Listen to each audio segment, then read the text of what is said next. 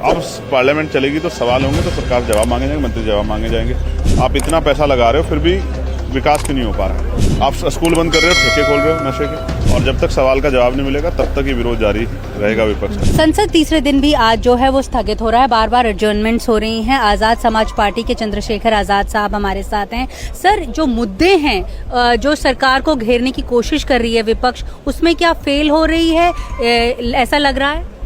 नहीं, देखिए, कुछ विषय ऐसे हैं, चाहे वो SIR का हो या पहले पहलगांव पे चर्चा का आया ऑपरेशन सिंदूर की बात, तो सरकार को जवाब देना चाहिए, चर्चा होनी चाहिए। कई मुद्दों पे सरकार के लोगों ने चर्चा की बात कही है, लेकिन कई ऐसे मुद्दे जिन पर चर्चा नहीं हो रही। तो अगर जनता का कोई सवाल है, विपक्ष का कोई सवाल है, वो जनता के सवाल को विपक्ष रखना चाहता है, सरकार को जवाब देना चाहिए, चर्चा करना चाहिए। लेकिन इस सदन के जो कार्रवाई नहीं हो रही है, इसमें सबसे बड़ा नुकसान हम छोटी पार्टियों को हो रहा है। भाई, हमारे जो इशू हैं क्षेत्र में, जैसे मेरे यहाँ रेलवे की बड़ी समस्या है, नगीना के जो है वो फाटक पे जो ओवरब्रिज बनना था वो नहीं बन पा रहा है। कई जगह पे अंडरपास बनने थे, वो नहीं बन पा रहे हैं। अब पार्लियामेंट चलेगी तो सवाल होंगे, तो सरकार जवाब मांगे जाएंगे, मंत्री जवाब मांगे जाएंगे। सड़कें टूटी पड़ी, किसी गाँव में सब जगह सड़कें टूटी पड़ी हैं। कैसे बनाए सड़कें इतनी? राज्य सरकार NDA की है, केंद्रीय सरकार NDA की है, तो करके दिखाए ना। तो सवाल है, उनका जवाब देना पड़ेगा। आप इतना पैसा लगा रहे हो फिर भी विकास क्यों नहीं हो पा रहा? बिजली की समस्या है, बहुत कटौती अभी जो है, बाढ़ की समस्या हमारे यहाँ पे। तो जब सदन चलेगा तभी हम अपने विषयों पे, जैसे स्कूल मर्जीकरण किए जा रहे हैं, मर्ज किए जा रहे हैं उत्तर प्रदेश में, स्कूल बंद किए जा रहे हैं। सरकारी स्कूल में कौन पढ़ता? गरीब, किसान, मजदूर के बच्चे, दलित, पिछड़े, आदिवासी, मुसलमानों के बच्चे। उनसे शिक्षा का अधिकार क्यों छीन रहे हो आप? स्कूल बंद कर रहे हो, ठेके खोल रहे हो नशे के, भांग का, शराब का, देसी का, अंग्रेजी का।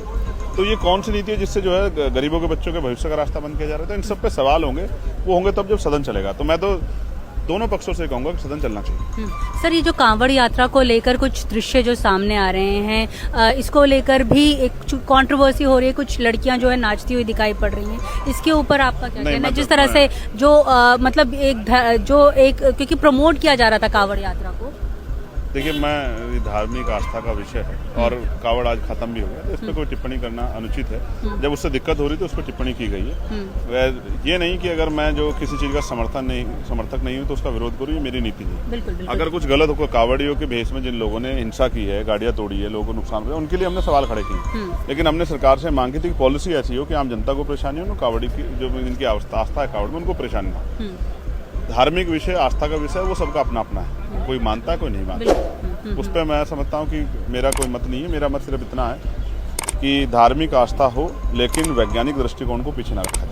सर, ये जो स्पेशल इंटेंसिव रिवीजन एक्सरसाइज चल रही है बिहार में, उसमें जैसे अब ये कहा जा रहा है कि आधार को उसे एक बेस नहीं बनाएंगे, तो इस पे आपकी पार्टी का क्या रुख है? देखिए, बिल्कुल पार्टी का रुख जो विपक्ष के साथ है, सवाल खड़े हुए हैं, उसका जवाब देना चाहिए। कई बार इलेक्शन कमीशन सवाल खड़े हुए हैं, और जब तक सवाल का जवाब नहीं मिलेगा तब तक ये विरोध जारी रहेगा विपक्ष का। तो मैं तो चाहता हूं कि सरकार पर चर्चा कराए और इलेक्शन कमीशन भी सभी पार्टियों को बुला के जो है बस अपनी स्थिति स्पष्ट करे। वोट का अधिकार बाबा साहब दिलाए, ये बहुत शक्तिशाली है। इस एक वोट से सरकारें बदलती हैं, तो एक वोट कीमती है, किसी की वोट का अधिकार नहीं छीनना चाहिए। सर, ये कई पॉलिटिकल पार्टीज ये भी कह रही हैं कि बैकडोर के थ्रू ये NRC लाया जा रहा है, खास करके वेस्ट बंगाल के संदर्भ में। नहीं, मैं कोई इस तरह की बात नहीं करूंगा जिसकी मुझे जानकारी नहीं। अगर ऐसा कुछ होगा तो अगर कोई गलत कार्य किया जाए सरकार द्वारा तो हम लोग उसका विरोध दर्ज करेंगे, बहुत सख्ती से कराएंगे। धन्यवाद।